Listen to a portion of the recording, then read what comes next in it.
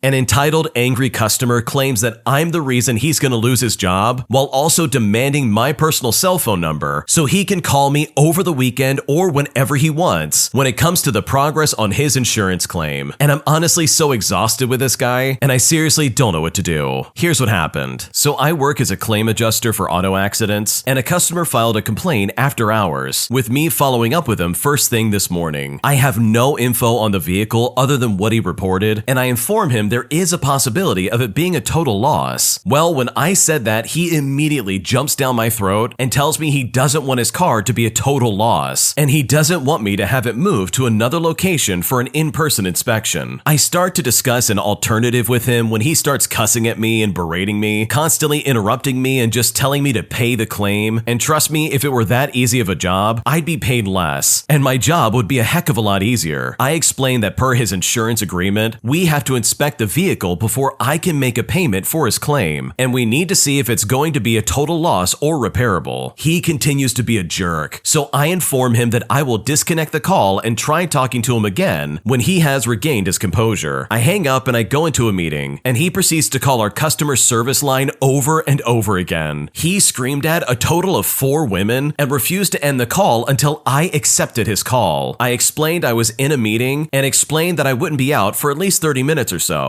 He continued to stay on the line with them for a few more minutes before hanging up and calling customer service again. Now, I finally have a chance to call him back, and I explained that we can try to work with his shop and having them submit photos so we can do a preliminary check to at least see if the car is a total loss or not. He then tells me he sent me photos from the night before, and I explained that there are no attachments to the emails he sent me, and that we need very specific photos to have the most accurate review. He proceeds to tell me that it's my job to call the shop and request them, which is what I told him at the start of the call anyways. He then does something that honestly really blows my mind. He demands to know my cell phone number. I explained that I don't have a work cell phone, but he states he wants my cell phone to be able to reach me over the weekend. I informed him that I will not be providing that information to him, but he didn't listen, with him demanding it a few more times before stating that he wanted to talk to my supervisor. I stated that she was already informed of the situation and would be reaching out to him when she was able to. I'm not allowed to give out her contact information, but he tells me that I need to have her call him immediately. I then remind him that she is my supervisor and I cannot dictate her schedule. He then proceeds to try and keep me on the phone until his demands are met, but I inform him that I'm going to disconnect the call if there's nothing further to discuss, and eventually he's the one that ends the call. I called the shop and they also gave me an attitude, stating that I was keeping a good man from his job and that I shouldn't be wasting his time like this. I asked if they could email the photos to me just so that I can get it done, and they say that they will do that. I have an uncommon last name, so I made sure to spell it out to them multiple times since it is part of my email address. 2 hours before I leave for the day, I still don't have any photos. So I text the customer and I let him know, and he told me that he would call them. 5 minutes before I'm supposed to leave, I call the shop again and I don't get an answer or an option to leave a message. I text the customer to let him know that photos aren't received yet and we won't be able to move forward on his claim until Monday morning. Well, he starts blaming me for working in a different time zone, stating that it isn't fair that I work 3 hours ahead of him. I explained that I don't work 3 hours ahead of him, I'm just 1 hour ahead. Plus, the shop had all day to send me the photos that I needed. He states that since he doesn't have a rental car, which is something that he didn't purchase the coverage for, he is supposedly going to get fired on Monday and it's all my fault. I offer to set him up with a discounted rental, and he tells me he doesn't have a rental company in his area, but it's still my fault for him losing his job. And it's kind of like, good gracious, I'm so sorry to hear that. You mean to tell me that your employer is so heartless as to fire you for missing a workday unexpectedly when it's your first occurrence or infraction with them? I mean, seriously, they might want to contact their state Department of Labor then. He then tells me that I should just pay the claim, and that I'm holding up his claim for no reason just to make life difficult for him. And this honestly makes me wonder what he thinks happens to adjusters who don't follow due diligence on a claim and just end up paying it. Well, we don't get cookies, that's for sure. In fact, we face termination with our employer, as well as fines with the state the claim was made in, as well as possible jail time. Oh yeah, don't forget that our employer can sue us for the money we paid to the customer without authorization. And if the customer knowingly cashes the check when they know their claim wasn't supposed to have been paid out, they get reported to the federal government for for insurance fraud and sued by the insurance company for repayment of the claim. So I guess I'll see what he says on Monday. My supervisor has been reading my notes and keeping up to date with the claim, and she's going to have a very fun conversation with him, especially when all the calls exhibiting his bad behavior were definitely recorded. Wow, that guy sounds like an absolute psychopath. Like seriously, dude, just send the photos in. This is not the adjuster's fault. They didn't do anything wrong. They're literally doing their job and they're trying to make sure everything's like in line. And the original poster's correct. If they do this wrong, they could go to jail. Like clearly this guy doesn't care about that, but like I'm sure the original poster does. I'm sure they want to stay far away from jail just like anybody else. So seriously, good for the original poster for like handling this as good as they can. And hopefully come Monday morning, this guy has a better attitude and you're able to get some pictures and then move forward with his claim. If you like Am I the Jerk, you're probably going to love Am I the Genius. Check it out, link down below in the description. Also, go to amithejerk.com/submit if you would like to submit your own stories. An entitled Karen touring my college blocks my way and corners me, trying to force me to answer questions about my school. And despite telling her that I'm not a tour guide for my school, she simply would not take no for an answer and just kept going. And I'm honestly just so blown away by some people's entitlement. Here's what happened. So I go to a college in Boston, and there are constant tour guides here, and lots of people around campus that are not students. People are usually polite and ask where something is, which I'm happy to help them. However, I am not your tour guide. And I would also like to preface this by saying the school I go to isn't a big preppy school. People here are constantly leaving and coming back for co-op and study abroad and stuff like that. It's much more independent, and it's just not the kind of school where it's appropriate to corner students. Anyways, the other day I had just left my apartment to go grocery shopping, so it's important to keep in mind that I'm carrying a bunch of reusable grocery bags, so it is pretty obvious I'm going somewhere. I'm walking and I see a woman and her daughter standing and talking, and as soon as I begin to walk past, this woman steps in front of me, cutting off my ability to walk. She asked if I'm a student, and I said yes, and she immediately starts throwing me questions. And at this point, I am visibly uncomfortable, and this poor woman's child looks humiliated. At one point, I said, I'm not a tour guide, I'm sure they can answer all these questions. And this woman replies that tour guides don't give honest answers, and she wants a real student's perspective. This goes on for like 15 minutes. She asks me a question, I give a short answer, and say that there's people she can ask in the student center and that I'm busy. This woman then said, excuse me, you can take a few minutes to help out a prospective student. But actually, some of us are busy or simply don't want to be bombarded with questions. I finally started to walk away, and this woman steps in front of me to block me so she can keep on talking. I finally just said that there are people that she can talk to. I didn't sign up to be a tour guide, and I have somewhere to be. Please let me go by. She gets angry and calls me rude and says I should be more welcoming of prospective students and that I should be happy that people want to learn about the school. Like, yes, please do learn. It's just not my job to tell you about anything. I just push past the woman as she continues yelling and trying to block me, and I could still hear her ranting until I turned the corner. I mean, some parents are so entitled. So honestly, just because somebody's a student somewhere does not mean they're obligated to be your tour guide. Yeah, that entitled mom was completely out of line. Like, it's pretty obvious after like what, the first 2 minutes that you're not available for questions, but instead of letting you go and going to somebody else or like the student center, she literally blocks your way and says, no, you're gonna help me. It's like she really thinks you're somehow loyal to the school, and you simply existing at this school means that you have to welcome this other student that you don't even know. Like, that's a really rude thing to do, especially trying to like corner someone and prevent them from leaving. Like, you can't do that to somebody and expect them to comply. Like, that is really strange in my opinion, and I know if I was in your shoes, I would be incredibly frustrated as well. Am I the jerk for not inviting my sister-in-law's in-laws to my kid's birthday party? Here's what happened. So my kid was born on the 31st of December 7 years ago, and each year we celebrate by having a family lunch at our house with my husband's family, since mine is in a different country. My sister-in-law got married 3 months ago and had a celebration lunch 2 weeks after. There, we met her new in-laws, but we never connected or exchanged more than a hello, how are you, goodbye, stuff like that. So they are practically strangers. They didn't interact at all with my kid. Now comes my kid's birthday, and my sister-in-law says that her in-laws will be in town, so they would come to the birthday lunch as well. And honestly, I didn't feel like having strangers in the house for that special day, and my kid also did not want them around, so I told my sister-in-law that she and her husband are welcome to come, but her in-laws can find something else to do for 3 hours. So So here's what my sister-in-law decided to do. She came and brought over her son, left him for the day to spend time and play with my kid. Then she said to her mom and her brother, not my husband, to join her husband, and her in-laws for a morning coffee. The morning coffee turned into lunch, which turned into no one showing up for my kid. Around 5:00 p.m., I tell my husband to call her and tell her to come and pick up her kid because I was done babysitting him. She ends up coming alone and sees we didn't cut the cake, so she says that we should sing and cut the cake, but my kid didn't want to. She wanted to leave it for later to do it just with her dad and me. The sister-in-law kept at it, and her son said he wants to try the cake, so reluctantly we sang happy birthday and we cut it. They had a slice and then they left, and I also gave them a piece of cake to take with them for the in-laws. My husband and I decided to do at least something special for the day, mostly because my girl was really sad. So we went bowling for the first time for my kid. While in the car, my brother-in-law sent me a message saying that after the outing he was sleepy and went to bed, and now he is up and wants to come over and give the gift to my kid. But I tell him that we're not home. While we are bowling, my mother-in-law calls my husband, and it's around 7:00 p.m. at this point, and she says that she wants to pass by to give my husband a sweet that she had prepared. At this point, I blow up, and I tell my husband that no one is welcomed anymore. We're gonna go home and rest so that we can be up for the New Year's fireworks. Now, as a long story short, because I didn't invite the in-laws of my sister-in-law to come to my kid's birthday party, no one ended up showing up. And the cherry on the cake is that I've been told that I'm a jerk for making my sister-in-law literally choose between my kid and her in-laws, or for not celebrating the birthday on another day. So honestly, who's the jerk here? Also, for the past 4 days, my sister-in-law keeps on asking to meet up, which I gently refuse because I'm not ready to see her yet. What should I do? Honestly, it really seems like the sister-in-law threw a wrench in your plans and had this lunch just to try and get back at you for not inviting her in-laws. So no, in my opinion, you're definitely not the jerk, and if anybody's the jerk here, it is definitely your sister-in-law. My entitled neighbor never shows any gratitude for the work that me and my neighbors do to try and clear out all the snow on the street that we live on. And after she claimed that there's no point in doing it in the first place, I decided to get some petty revenge. And as a result, none of the neighbors have even bothered to dig out her car from all the snow, with the end result of her car being surrounded in an igloo of ice. Here's what happened. So where I live, which is outside the United States, we get snow in the wintertime, and I have a bad back and shoulders, so I bought a snowblower to avoid all the manual shoveling. I live in a 4-family house and we park our cars on a public street. When the snowplow clears the street, it leaves a good snowdrift on the sides of the street towards all the parked cars, and we go out shoveling it away so that we can get our cars in and out. Well, most of us do, but not all, especially one of my neighbors that can't be bothered to do it in the slightest. She gets her car out from that spot and drives over the snowdrift, and when she comes back, she conveniently parks in a spot that's cleared by me and my machine, or my neighbors with a shovel. Last week, she tried to wiggle her car from the spot and over the snowdrift, and I stood watching her from inside for about 15 minutes before she got her car out. The snow made it hard for her, and it doesn't help that she can't drive. Last year, when I was outside cleaning the snow, she came out and started her car, but she couldn't get it out of the snow. So I told her to step out, and then I reversed her car out from that spot for her, and then I cleared the snow where she was parked. I mean, I do enjoy being helpful towards my neighbors. She watched me doing the job, but asked me later why I bothered clearing snow on the public street where we have absolutely no assigned parking spots. Well, I said that I like getting my car out, and if no one's taken the spot when I get back, I like to park it without the problems that the snow obviously creates. It's easier and way more convenient when it's cleared. During the winter last year, she started parking in cleared spots and didn't lift the shovel to clear any snow one single time. Now, I wasn't out there to do it every single day, and my other neighbors did it when I did not. But for her, she did not even help a single time. Well, this week we had a massive snowfall, and we've had about 3 feet of snow in 3 days. So clearing the street and walkway to the house has been essential, but according to my entitled neighbor, why should I even bother to do it? Well, like stated above, I like getting my car out, and I enjoy helping my other neighbors. But this year, I haven't done a single thing at all to help her out. She does nothing to our community, and there's a limit on how helpful you want to be when you get nothing in return. My other neighbors and I have cleared everything except around her car, and now it looks like a good old-fashioned igloo. She definitely has some digging ahead of her if she even wants to open the doors in the morning. Oh, and the best part about it is that we have a cold front coming, and the forecast says that it's gonna be -4 degrees Fahrenheit the upcoming days, and that will make all the hard-packed snow literally into ice. And honestly, with all things considered, that is definitely gonna be her problem and not mine. Honestly, I don't think you're the jerk in this scenario, and I probably would have done the exact same thing. Like, here's the thing, in a neighborhood and a community, you try to help each other out so everybody is built up and everybody benefits. But when there's one bad apple who's just like, wow, why do you even bother? There's no point in doing this. But in reality, it's like, are you kidding me right now? The point of doing that is to help out your neighbor and your community. Like, there's nothing wrong with that, but to be so lackadaisical as if it's not important, especially when this lady is benefiting from everybody's goodwill, like seriously, that is so weird to me. So you know what? If she really thinks there's no point, then she can enjoy digging her car literally out of an igloo. Because I'm pretty sure come Monday morning, she is definitely going to wish she had somebody to try and help her out of the snow. My girlfriend's parents are acting as our landlords after I helped them build the apartment that we're currently living in. And right now they're treating me and my girlfriend like absolute garbage, and at this point we seriously don't know what to do. Here's what happened. Okay, to start things out, we agreed with her parents that a flat would be built at the side of their house as they wanted a long-term investment for when they were old. The flat is connected to the main house, and we share the same electricity and the same internet. Her father is a builder and built the apartment with my help. He paid for the materials to build it. However, as I am a painter, I painted the whole place for free and also furnished it all with my partner. I even had to buy 40 meters of internet cable and a router just to get some internet. We moved in just before Halloween of last year, and they have made our lives a living nightmare. We own a small dog who is very well behaved, and when we both go to work, my girlfriend's mother, who offered to feed him in our absence, goes into our apartment to let out the dog to use the bathroom and to get some food. Well, she has OCD and she doesn't work. Her house is always unrealistically clean, and they own a bigger house, so it is easier to have it spotless as there is more space to put things. And we rarely clean our flat regularly, so it's a good standard for us to stay in as well as for her to go into it. However, that never seems to be the case. Her mother will actively look for problems, such as if the floor hasn't been hoovered in a day, or if there's some dust around the coffee table. We both work and we can't get up in the mornings and bleach the floors and do a deep clean as she wants us to do. Our dog didn't have an accident in the house in over 2 weeks, yet she came in and said that she could smell dog droppings all over the place, which obviously is not true. She genuinely looks for flaws in the house to use against us for a fight, and her husband will agree and defend her regardless, even if it's right or wrong. They constantly let us know that it is their place and that it's not ours, despite us paying for rent, gas, and electric, and so on. I started to receive messages on my WhatsApp from her mother complaining about the dog droppings, which we leave in a little pathway overnight as he needs to go to the toilet at 2 to 4 in the morning, but we pick it up every single morning. Now, I wouldn't mind, but the messages are very sly and it's hypocritical because they own dogs themselves and they leave dog droppings in the garden for days and out in front of the house. I mean, I even stepped in it one day. Yesterday, though, was the final straw for me. I came home from work and I went into their house for a shower as they still have not provided us with a shower despite their many promises, and her mother tried to ignore me and just make me uncomfortable. I asked her if everything was okay and she just started nagging at me, saying that I lack respect because I didn't have the house absolutely spotless at all times. And by the way, the house is rarely dirty. I had to bite my tongue despite really wanting to say something to her. They speak about respect, but talk to their daughter like garbage at times, and when they are struggling for money over Christmas, we paid our rent early so they could get by. We also buy them gifts and stuff in the shops when they need it as well, and we also lend out our cars if needed. Look, I'm a reasonable guy, and I can look at my own flaws and break my own ego if needed, but I really feel as though they are acting out of line and they really need an ego check. It is not fair and it isn't letting me live my life comfortably. I mean, I can't leave this house without it being immaculate as if it's some kind of like showroom floor. I'm honestly at my wit's end and I seriously don't know what to do. Yeah, these parents are absolutely obnoxious. First and foremost, I think the way they're treating you is really unkind and it's just super obnoxious. Like the mom's coming into your apartment and she's like, wow, this place is not spotless. It's like, no kidding, lady, I'm at work. Are you serious? She really is trying to like cherry pick issues just to have like some kind of argument with you. And that, in my opinion, is so annoying. Like that is seriously so uncalled for and nobody deserves to get treated that way. It's also really weird to me that they would have you do all this work just to make make sure this apartment is up and running, not to mention all the free labor as a painter, as well as you furnishing this place and getting 40 meters of internet cable just so you can have some kind of internet. And then with all that in mind, they're gonna turn this around and be like, oh, by the way, this isn't your place, it's ours. And it's like they almost have selective memory considering all the stuff you literally just did for them. That's really obnoxious, and in my opinion, if I was in your shoes and I had them treating me like this, I would be looking for a new place to live almost immediately, because I seriously don't think you deserve to get treated like that in the slightest. When you subscribe, make sure to hit the bell to turn on notifications. To finish listening to all the stories, check out the playlist at the top of the description. And if you want some chill music to put on in the background, check out Easy Mode. If you like Am I the Jerk, subscribe to Am I the Genius. Everything will be linked down below in the description.